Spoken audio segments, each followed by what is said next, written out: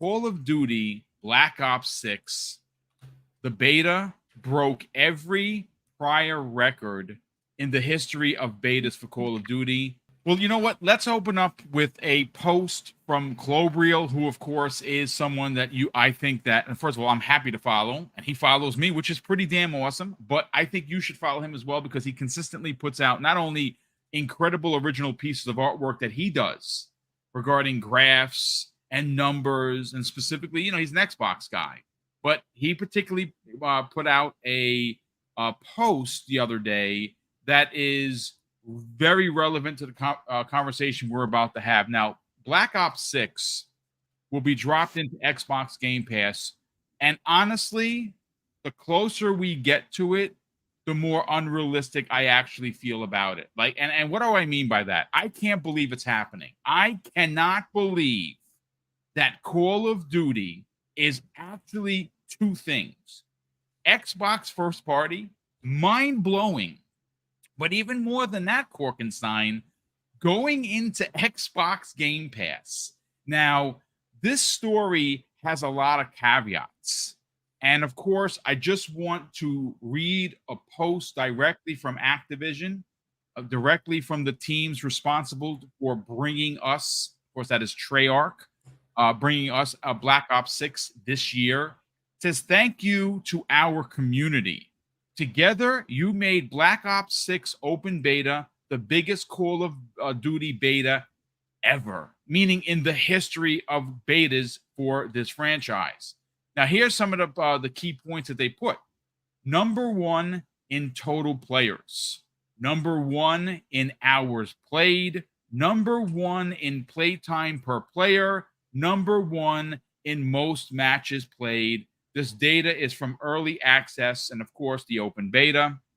Korkenstein, let's talk about this because I think that these numbers suggest that not only are the dude bro shooter box potentially coming back in the way of the Xbox Series X and S, Call of Duty seems to be back in a big way. This is Treyarch. They have become the masters, the leaders of anything and everything Call of Duty. These numbers are impressive. Let's talk about it.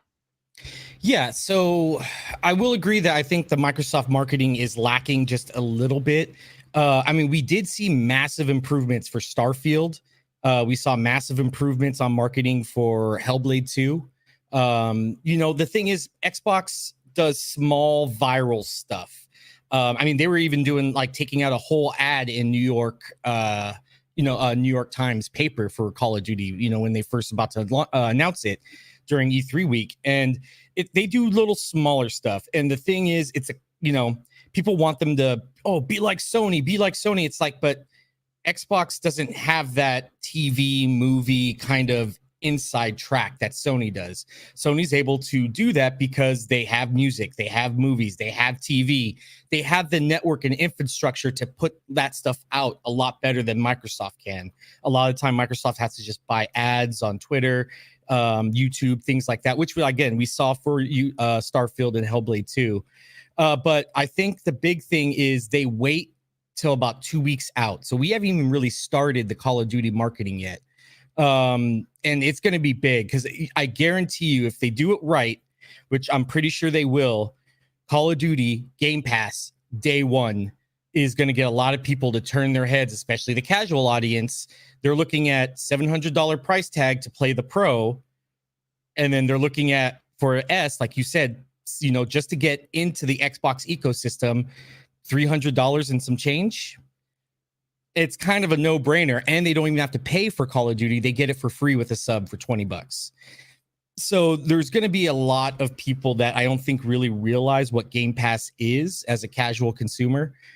We do, we're a little bit more of the hardcore base. We're a little bit more knowledgeable about this stuff. So to us, it's a no-brainer. But you're going to get a lot of casual people. It's like, I've heard of Game Pass, but what is it? And I think this is why they're redoing their tiers really heavily before all of this. They're setting up the infrastructure to where these Game Pass tiers are easy to understand and ready to go for anybody, any casual consumer on any level. You know, if you're a hardcore gamer, Ultimate. If you're a PC gamer, you have the standard. If you have, you know, or just the PC one. If you're just joining the Xbox ecosystem, you have the standard. You just want to try it out a little bit. You know, if Xbox is your third console and you really don't care to, you know, for first party exclusives, I think you have the core, you know, that kind of thing. There's something for everybody with Microsoft here. And I think that's why they're setting up the infrastructure, is to get ready for this big Call of Duty push that's going to get a lot of the casuals audiences turning their heads like, oh, wow, this actually, how come I didn't know about this sooner? How come? I think you're going to see a big jump in Game Pass numbers. And I don't think it's going to be like an Ubi Plus situation where people sign up for the month. You know, like that's what I did. I signed up for the month, got the Ultimate of Outlaws, beat it in a month, unsubscribed. $17. Can't beat it. I'm going to do the same exact thing for Assassin's Creed. Good for you, man. Good for you, brother.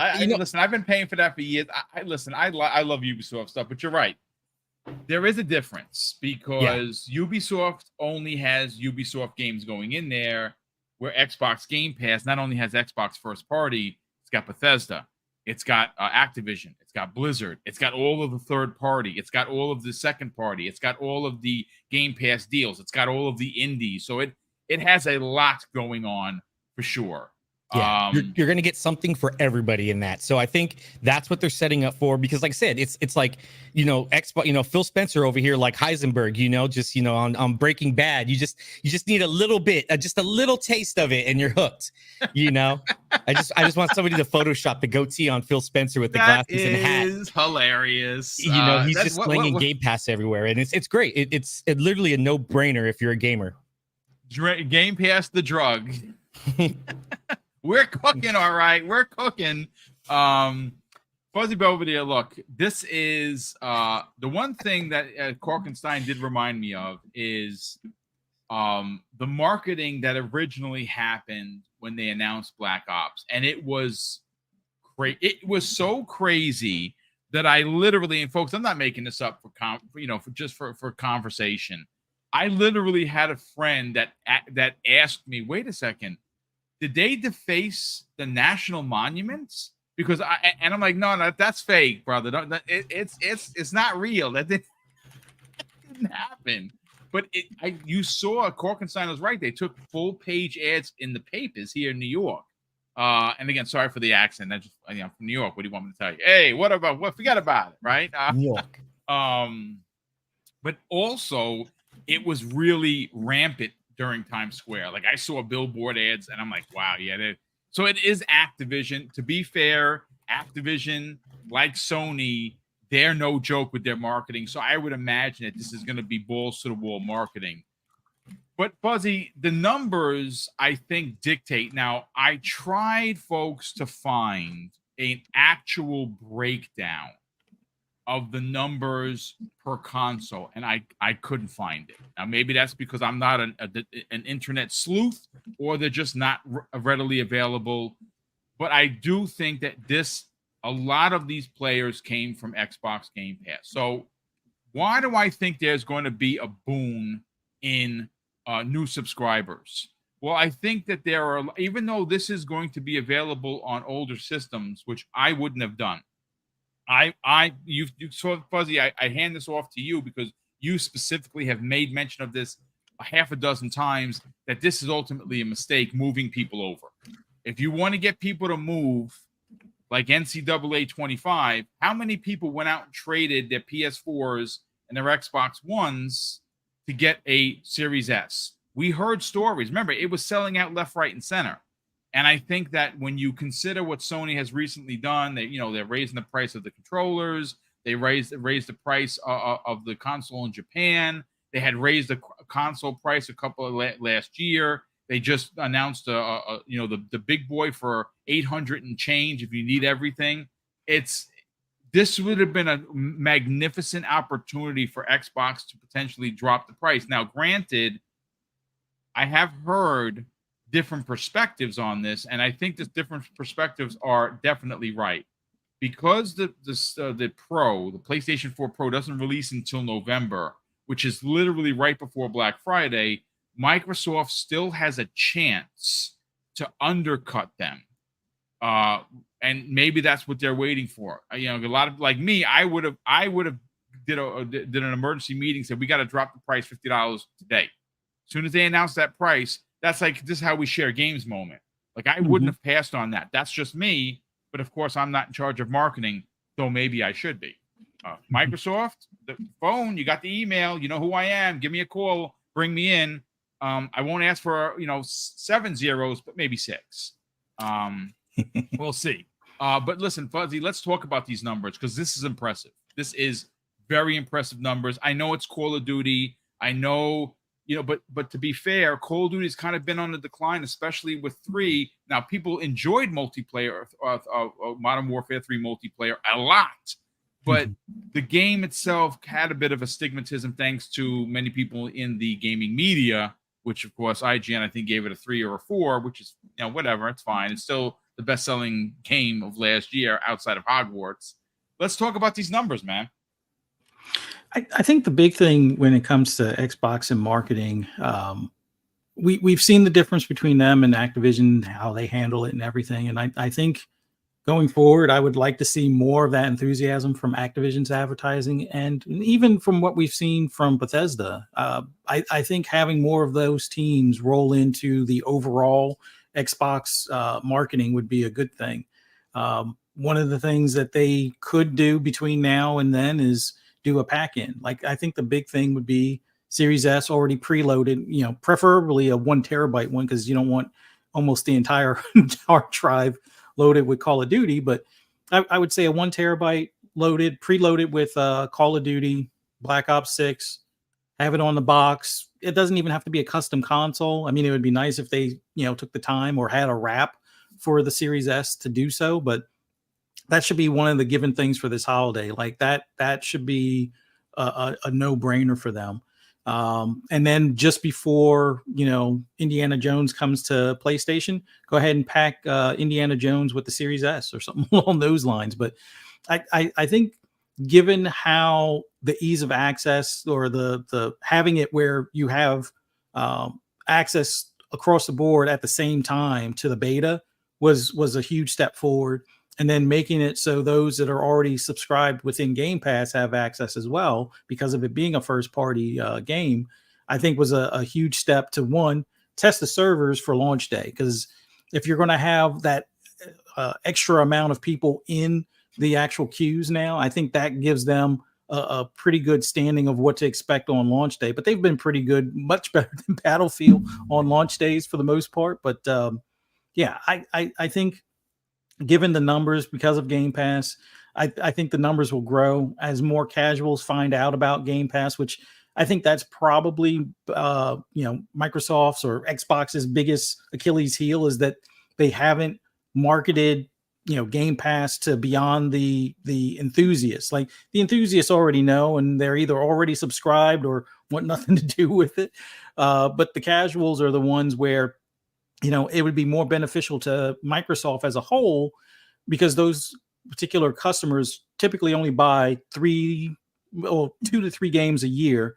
And, if they can get them subscribed for a whole year, they're already ahead on that customer that's only buying 2 or 3 games. So I think that's the way that they need to really push it, is that, hey, Series S bundled with Call of Duty, go ahead and have, maybe a month of Game Pass.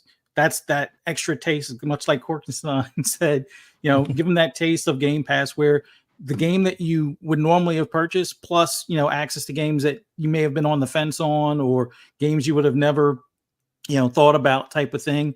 And you get to play those. I think that's the biggest appeal to Game Pass. And that will wind up hooking more casuals and possibly locking them into the ecosystem. That's the biggest counter. Like, all Phil has said is, as far as like they lost the worst generation to lose because of, people building their library.